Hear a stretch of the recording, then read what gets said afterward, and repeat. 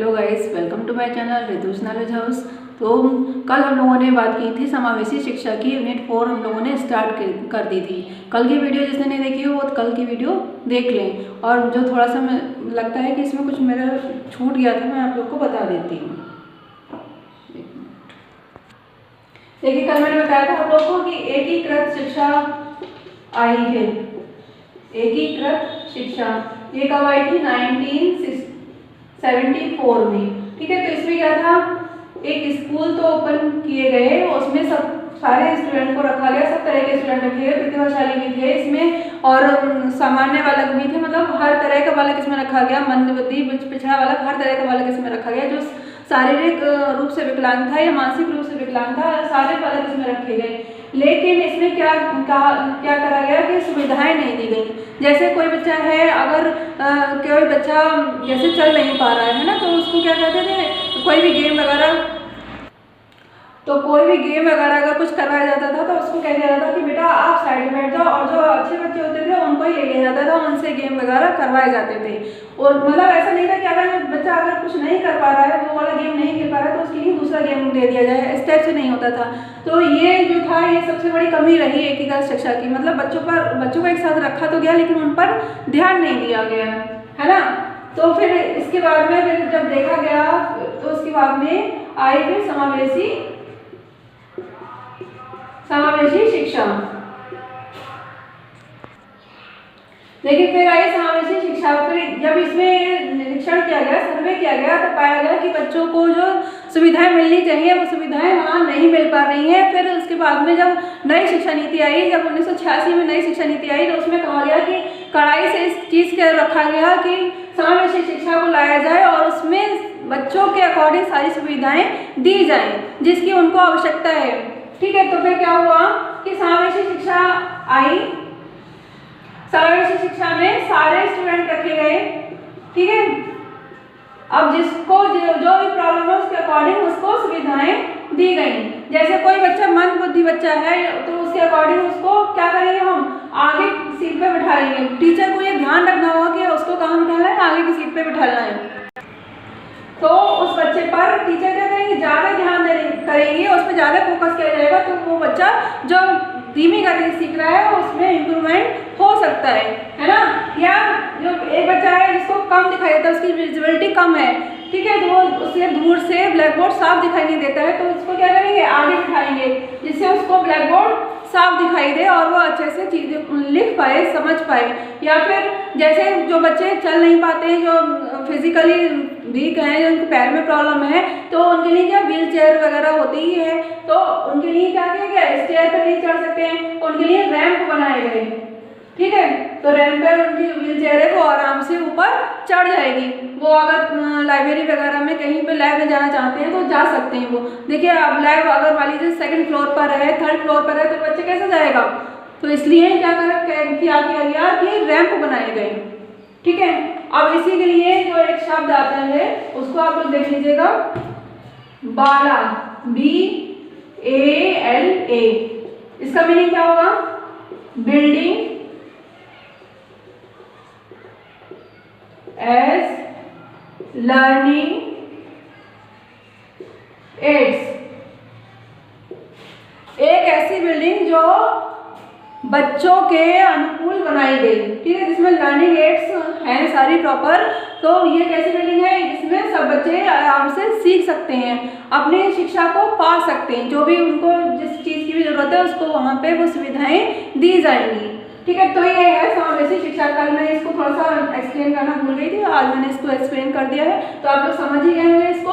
अब हम लोग कल जो मैंने बताए थे, इसके टाइप्स बताए थे, कौन कौन से होते हैं, विशिष्ट बालक, प्रतिभाशाली बालक और सामने बताए थे।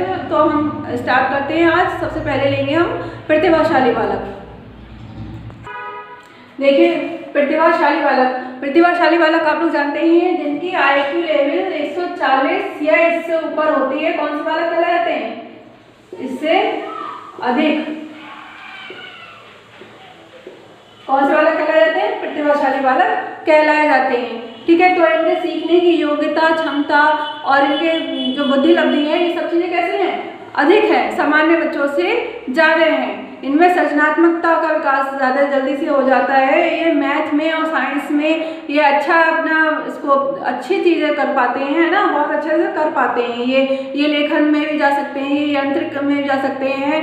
तो जो डॉक्टर बनते हैं, जो इंजीनियर बनते हैं, जो साइंटिस्ट बनते हैं, वो कैसे ही बालक होते हैं, प्रतिभाशाली बालक होते हैं, कुछ अलग ही होते हैं।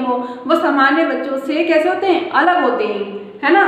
तो ये है प्रतिभाशाली बालक। अब इनकी डेफिनेशन देखिए, जो टर्मन ने दी थी, बहुत इंपॉर्टेंट डेफिनेशन है, पूछ ली जाती है, तो इसको आप लोग लर्न कर लीजिएगा। प्रतिभाशाली बालक का शारीरिक विकास, शारीरिक विकास कैसा होता है, सामान्य बच्चों से ज़्यादा होता है, थोड़ा सा माना जाता है। शैक्षणिक उपलब्धि उनकी ज़्यादा होती है, वो चीज़ों को अच्छी से मतलब जल्दी से सीख पाते हैं, बहुत जल्दी सीख जाते हैं। सामान्य बच्चों को जितना टाइम लगता है उससे आधा टाइम लगता है उनको सीखने में। बुद्धि अवधि उनकी ज़्यादा ही होती है और व्यक्तित्व में वरिष्ठ होती है। तो ये डेफिनेशन किसकी थी, टर्मन महोदय की। तो इसको आप लोग अच्छे से लर्न कर लीजिए। अब इसकी देखते हैं कि पहचान कैसे करेंगे, प्रतिभाशाली बालकों की पहचान कैसे की जाए। देखिए अब इनकी पहचान कैसे की जाएगी, क्या कर सकते हैं हम। फर्स्ट है इसमें बुद्धि परीक्षण, इनका IQ टेस्ट कर सकते हैं, शाब्दिक भी हो सकता है और अशाब्दिक भी हो सकता है ना। तो एक ये हो गया हमारा। सेकंड है हमारा उपलब्धि परीक्षण, उपलब्धि परीक्षण करवा सकते हैं, जिससे जान सकते हैं कि कौन सा बच्चा प्रतिभाशाली है, कौन सा सामान्य है, कौन सा कैसा है, ठीक है। अभिरुचि, अब देख सकते हैं कि हम लोग क्योंकि बच्चे का इंटरेस्ट किस तरफ ज़्यादा है। अगर बच्चे देखिए पढ़ने में अगर बहुत अच्छा है तो हम इसको वैसे ही पहचान जाते हैं। अगर हमने कोई टेस्ट लिया बच्चे का, क्लास में हमने 40 बच्चे हैं, 40 स्टूडेंट हैं, 40 स्टूडेंट में अगर हम बच्चे का टेस्ट लेते हैं तो एक तो क्या करेगा, बहुत जल्दी करके दे देगा।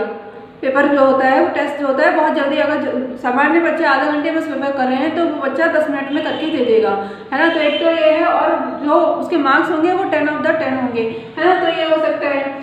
अभिरुचि परीक्षण हो गया, या संबंधित व्यक्तियों से सूचना एकत्र करना, जो उसके आसपास के व्यक्ति हैं, पास पड़ोस के भी हो सकते हैं, मदर फादर भी हो सकते हैं, या उसके फ्रेंड सर्कल में भी हो सकते हैं। तो उनसे हम जान सकते हैं कि क्या ये बच्चा मतलब कैसा है, अच्छा है, बहुत अच्छा है, कैसा है, तो उसके बारे में हम पता लगा सकते हैं, है ना। अब ये है गुणों के आधार पर परीक्षण। गुणों के आधार पर परीक्षण कैसे कर लेते हैं हम लोग, देखिए डी होर्न एवं कफ, इन्होंने एक सूची तैयार की थी। इन्होंने बताया था कि बच्चों को कैसे पहचान की जा सकती है। तो ये इंपॉर्टेंट है, इसको आप याद कर लीजिए, इनके नाम को पूछा जा सकता है ना। तो इसमें है आसानी से याद कर लेते हैं। एक तो इनके अंदर क्या पावर होती है कि अगर हमने कुछ भी इनको दिया लर्न करने के लिए तो ये बहुत जल्दी से लर्न कर लेते हैं। याद करने की पावर इनकी बहुत अच्छी होती है। फिर सामान्य बुद्धि का प्रयोग करते हैं, ये अधिकतर अपनी सामान्य बुद्धि का ही प्रयोग करते हैं, उसके द्वारा ही ये अच्छे से सीख जाते हैं। रटने की बजाय समझने पर बल देते हैं। और बच्चे होते हैं अगर नई चीज़ों को समझ में आता है तो क्या करते हैं, रट लेते हैं। नहीं समझ में आ रहा है, रट ली चीज़ें, फिर रटने से क्या होता है, वो थोड़े दिन बाद भूल जाएंगे, थोड़े टाइम बाद उसको भूल जाते हैं। लेकिन ये रटने की बजाय समझने पर बल देते हैं। शब्द भंडार इनका अधिक होता है, वोकैबुलरी इनकी कैसी होती है, बहुत ज़्यादा होती है, ठीक है। इन्हें ज़्यादा से ज़्यादा शब्दों का ज्ञान होता है। कठिन कार्य को सुगमता पूर्वक कर लेते हैं। इनके सामने अगर कोई भी कठिन कार्य भी रख दिया जाता है तो इसको भी ये आसानी से कर लेते हैं। सृजनशीलता का गुण इनमें पाया जाता है। तो ये तो गई इनकी पहचान। अब इनकी देखते हैं विशेषताएं। देखिए अब विशेषताएं देख लेते हैं इसकी। उच्च वंश परंपरा, उच्च वंश परंपरा से यही है, देखिए उच्च वंश परंपरा से तात्पर्य यही है कि कई देखा गया है कि जो महान व्यक्तियों के घरों से जो बच्चे आते हैं वही क्या होते हैं, प्रतिभाशाली होते हैं। लेकिन कई बार ऐसा नहीं होता है, हमें दूसरे पहलू भी देखना होता है। कुछ बच्चे ऐसे होते हैं जो बहुत गरीब परिवार के होते हैं, लेकिन उनमें भी ये एबिलिटी पाई जाती है कि वो भी प्रतिभाशाली होते हैं, है ना। जरूरी नहीं है कि अगर महान व्यक्तियों के घर से ही बच्चे आए हैं तो वही प्रतिभाशाली हैं, ऐसा नहीं है। गरीब बच्चों के, गरीब जो लोग होते हैं उनके भी बच्चे कैसे हो सकते हैं, प्रतिभाशाली हो सकते हैं, ठीक है। उच्च बुद्धि लब्धि, इनका IQ लेवल मैंने बताया वही 140 से या इससे अधिक होता है।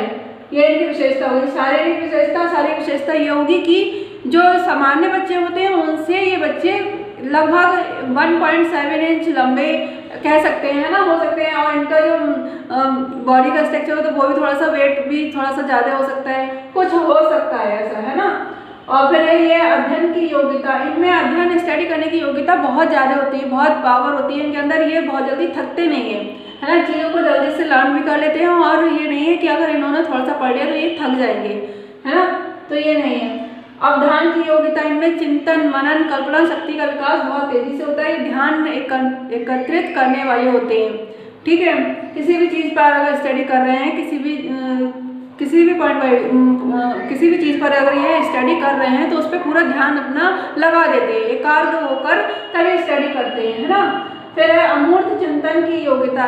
ये अमूर्त चिंतन की योग्यता अधिक होती है इनमें, इसमें ये रुचि लेते हैं। कठिन समस्याओं को सुलझाने में, समस्याओं का समाधान करने में ये सक्षम होते हैं। मार्गदर्शन की कम आवश्यकता है, इनको मार्गदर्शन की आवश्यकता क्या होती है, कम होती है। इनको ज़्यादा गाइडेंस करने की ज़रूरत नहीं पड़ती है। विभिन्न रुचि क्षेत्र, अब इनके रुचि क्षेत्र अलग अलग हो सकते हैं। कोई किसी एरिया बहुत ज़्यादा, जैसे कोई लेखक बनना चाहता है तो उसमें बहुत ज़्यादा उसका अपना माइंड जो है उसी तरफ ज़्यादा है ना, या कोई डॉक्टर बनना चाहता है या कोई साइंटिस्ट बनना चाहता है, तो इनका रुचि क्षेत्र भी क्या हो सकता है, अलग अलग होता है। तो ये तो इनकी विशेषता है। अब देखते हैं आगे। देखिए अब इनकी शिक्षा कैसे हो सकती है। वर्ष में 2 बार उन्नति। वर्ष में दो बार उन्नति से यही मतलब है कि जैसे बच्चा, अगर अच्छा बच्चा है, बहुत अच्छा बच्चा है, बहुत इंटेलिजेंट है, तो फिर हम क्या कर सकते हैं उसको, जैसे हमने देखा हाफरली में वह अच्छे मार्क्स ला रहा है, बहुत अच्छे मार्क्स ला रहा है, पहले से हम देख रहे हैं कि वह कैसा है, इंटेलिजेंट है, तो उसको हम क्या कर सकते हैं, नेक्स्ट क्लास में प्रमोट कर सकते हैं, है ना। तो जैसे आप लोगों ने देखा कि 13 साल की उम्र में या 15 साल की उम्र में बच्चे ने ग्रेजुएशन कर लिया। आप लोगों ने पेपर में अब समय देखा ही होगा, पढ़ा होगा, तो वो कौन से बच्चे होते हैं, वह यही बच्चे होते हैं, प्रतिभाशाली बालक ही होते हैं, जो उनको प्रमोट किया जा रहा है बार बार। तो क्या है, वर्ष में 2 बार उन्नति भी हमको करवा सकते हैं, मतलब प्रमोट भी उनको कर सकते हैं। व्यक्तिगत शिक्षण भी अगर हम उसको देना चाहें, जैसे हमें पता है कि बच्चा बहुत अच्छा है, तो उसको और आगे ग्रो करने के लिए हम उसको इंडिविजुअली भी इसको ट्रेन कर सकते हैं, है ना, टीच कर सकते हैं इसको। तो ये हो गया व्यक्तिगत शिक्षण। फिर है विशेष विद्यालय और कक्षाएं। ऐसे बच्चों के लिए जो प्रतिभाशाली बच्चे हैं उनके लिए क्या करना चाहिए, विशेष विद्यालयों का आयोजन करना चाहिए और कक्षाओं का आयोजन करवाना चाहिए, जिससे वह और अच्छा सीख सकें, वो और आगे जा सकें। जैसे हमें मालूम है कि बच्चा प्रतिभाशाली, बहुत अच्छा बच्चा है, गिफ्टेड चाइल्ड है, तो इसके लिए हम और अच्छी एजुकेशन दे सकते हैं, तो जिससे वो और आगे जा सके, है ना। फिर विस्तृत पाठ्यक्रम इन लोगों के लिए, ऐसे बच्चों के लिए पाठ्यक्रम कैसा होना चाहिए, सिलेबस नाम जो जनरल बच्चे हैं उनके अकॉर्डिंग नहीं होना चाहिए, थोड़ा सा उससे हाई लेवल का होना चाहिए, है ना। फिर पुस्तकालय सुविधाएं। अब जो कुछ गरीब बच्चे होते हैं, वो प्रतिभाशाली बच्चे हैं, लेकिन उनके पास में सुविधाएं नहीं है, उनके पास में बुक्स खरीदने के लिए पैसे नहीं है ना, तो उनको क्या पुस्तकालय की सुविधा दी जा सकती है। वो अपनी लाइब्रेरी जाएं, वहाँ जाके बुक पढ़ें और कुछ भी कर सकते हैं वो, तो इससे क्या है, उनको ये सुविधा मिल जाएगी, तो और ज़्यादा अच्छा कर पाएंगे वो, है ना। तो ये तो गई इनकी शिक्षा। अब इसमें देखिए 2 बुक्स हैं जो बहुत इंपॉर्टेंट है, मैं आप लोग को लिखवा देती हूँ, क्वेश्चन पूछा जा सकता है, इसलिए मैं आपको बता देती हूँ। देखिए 2 बुक के नाम है, ये इंपॉर्टेंट है, देख लेते हैं हम लोग। Survey of the education gifted children, तो ये किसकी बुक है, हैविंगहर्स्ट की। फिर है the gifted child grow up, Terman and M Oden की है, ठीक है। तो ये पूछी जा सकती है आप लोगों से, इसको लर्न कर लेना, नाम अच्छे से लर्न कर लेना इनके राइटर के। तो ये हो गया हमारा प्रतिभाशाली बालक। अब इसमें कुछ छूटा नहीं है जो मैंने नहीं करवाया हो आप लोगों को, मैंने करवा ही दिया है। प्रतिभाशाली बालक का आप लोग अच्छे से समझ गए होंगे। अगर इसके अलावा आपको कोई भी दिक्कत लग रही है, कोई प्रॉब्लम लग रही है, तो मुझे कमेंट बॉक्स में लिख सकती हैं कि मैडम आपने ये मुझे नहीं समझाया, ये मुझे समझ में नहीं आ रहा, तो आप लोग बता सकते हैं, है ना। तो और ज़्यादा से ज़्यादा ग्रुप में ऐड हुई है, जिससे आप लोग डेली क्वेश्चन सॉल्व कर पाएँ। जितने ज़्यादा क्वेश्चन सॉल्व करेंगे उतना ही आपके लिए बेनिफिट रहेगा। ओके, तो आज के लिए बस इतना ही, और मेरी वीडियो को लाइक शेयर और सब्सक्राइब करो, ज़्यादा से ज़्यादा शेयर करो और सब्सक्राइब करो, ठीक है। Okay, thank you. Like, share and subscribe to my channel.